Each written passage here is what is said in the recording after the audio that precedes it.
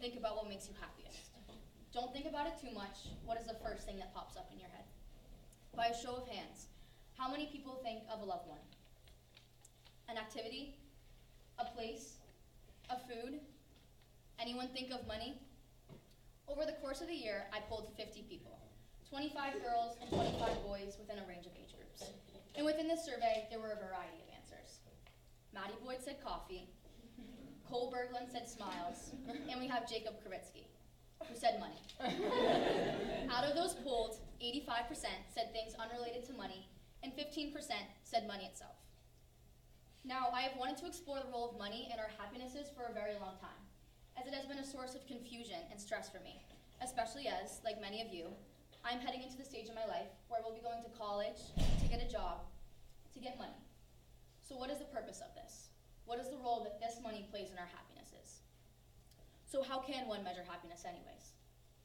Brain activity for regions that register happiness are able to be measured, and they are a strong indicator of happiness levels, aside from just a smile or a verbal confirmation. Now, I am sure many of you have heard the phrase, money can't buy happiness. But I'm also sure a lot of you have doubted this, as the newest iPhone or a trip to the Caribbean would definitely make you happy. To explore this idea a little more in depth, Laura Rowley has shared her research around this topic in her book, Money and Happiness. One of the most important quotes that stood out to me is, I believe that you first have to define what the rich life means to you, what ideas, activities, and relationships you value, and what you're striving for personally. Then use money to build that life. Too often, it works the other way around. Someone chooses a particular career to get money, and then they let that money define what she does, what she values, who she is, and what her life looks like. Now, Rowley brings in this personal aspect between the relationship of money and happiness. We all know that each person is different. We all have different wants and needs. And within that, there might be someone whose ultimate goal is to volunteer in an impoverished town in Tanzania, or there might be someone who wants to travel throughout the south of France on a private yacht. Now, this private yacht and a tour of the beautiful coast of France in itself might make you happy for that short period of time, but it is not a permanent indicator or solution to happiness. There are so many examples of people who live very lavish lifestyles and are not mentally in a place they want to be. For example, for those of you who have read F. Scott Fitzgerald's timeless novel, The Great Gatsby, we see Jay Gatsby, a man wildly rich who lives in the most extreme of luxuries. But this money is all for what? To throw parties in hopes of attracting the only true thing that makes him happy, Daisy Buchanan.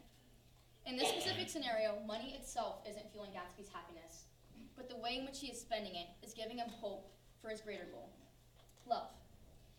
Such wealth is also present in The Wolf of Wall Street, showing Jordan Belfort and his rapid climb to riches.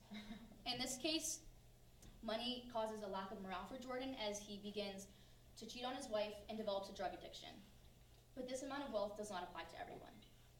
Studies prove that any additional income above $75,000 does not contribute to any additional happiness, because with any higher income, your day-to-day experience does not change that much. This amount of money allows you to enjoy the things that we sometimes take for granted that make our lives a little easier. But who doesn't want to spend a little money on themselves? It has been found that this same amount of money also allows us to spend some self-indulgences on things that we might want. But aside from the obvious pleasure of our selfish motives, spending money on others has been shown to cause the same amount of pleasure, if not more. I don't know about you, but some Christmases, if I have a really good present, I sometimes get more excited to give than to get. Seeing others happy makes you happy, because happiness is contagious. An experiment was conducted in which people were given money and a choice to spend that money on either themselves or someone else. Overwhelmingly, those who spent money on others were happier.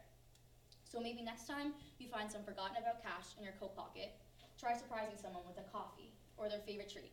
You might smile a little more than expected. As I mentioned before, this question isn't as simple and it won't allow for a one-word answer that pertains to everyone. Money and happiness share a complex and very different relationship from person to person. But money does put us in a place of power where we're able to feel important. But this feeling of self-worth only stays permanently from the relationships we have, the connections we make, and the respect we get. Does money make us happy? In the grand scheme, no. It is how we spend the money and what we put it towards that is truly important. Thank you.